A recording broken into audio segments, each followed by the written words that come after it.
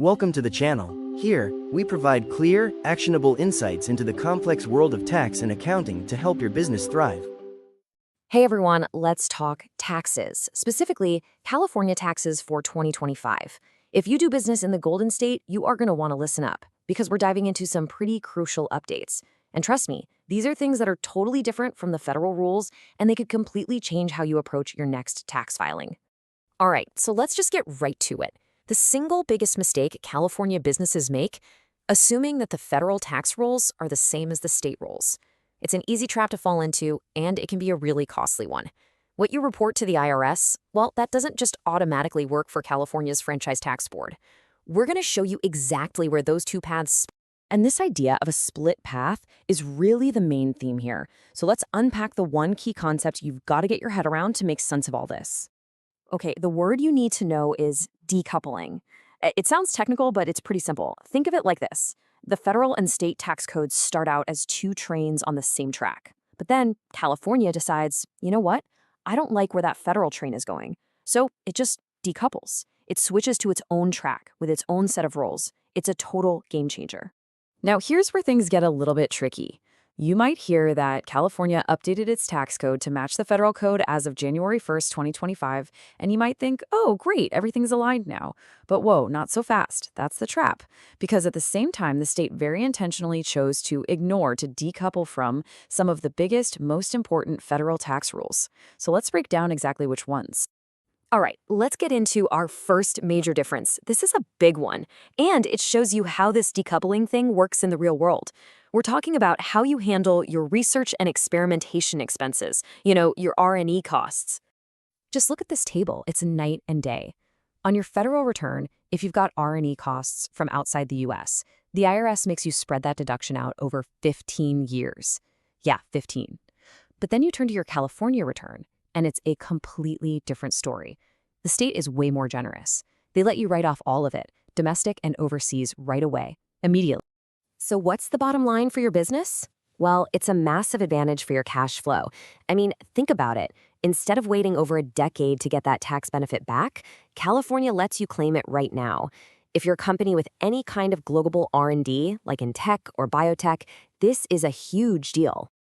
Okay, next up is another huge area of decoupling, and this one is for any company that carries debt on its books.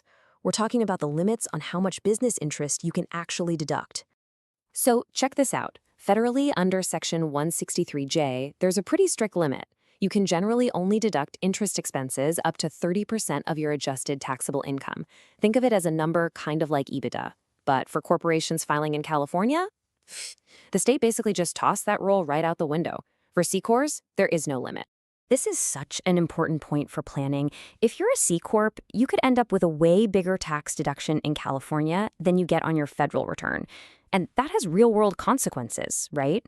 It could actually change how you think about financing your business, making debt a lot more attractive from a state tax angle. And that brings us to our third key difference, bonus depreciation. This impacts pretty much any business that buys new equipment or other assets. And here, the federal and state paths don't just split off, they go in completely opposite directions. This one is probably the most shocking difference of them all. On the federal side, you get 100% immediate write-off for qualifying assets. It's a massive incentive to invest in your business. And California's rule? It's zero. A big, fat nothing. They just don't do it. So here's the takeaway, and this is non-negotiable. You cannot, I repeat, cannot use your federal depreciation numbers for your California tax return. They are going to be different from day one. You absolutely have to keep two separate sets of depreciation schedules, one for the feds and a completely different one for the state. Okay, so beyond those big three decoupling bombshells, California also slipped in a few other specific changes. You'll want to know about these, especially if you're in certain industries. So these next few are a bit more specialized, but they're super important if they apply to you. For example, there are new rules for how environmental credits get taxed. If you're in film and TV, there's some helpful clarification on assigning tax credits. And for all you real estate developers out there, there's a major change to the low-income housing tax credit. You can now choose to sell these credits directly, which could totally change how you finance a project. So, after all that, what does this actually mean for you when you sit down to do your taxes? Let's boil it all down into a simple, clear game plan. Okay, here's your checklist. Step 1, and this is the big one. Never, ever assume. Always double-check if a federal rule actually applies in California.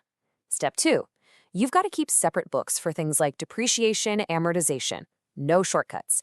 And step 3, you have to rerun the numbers for your California return, especially that interest deduction. You're basically dealing with 2 different tax systems, so you need 2 different roadmaps to get through it. And that leaves us with one final question for you to think about. How are these tax differences going to change your business strategy?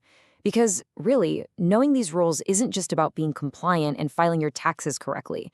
It's about making smarter business decisions, how you invest, how you borrow, and how you set yourself up for success in the year ahead.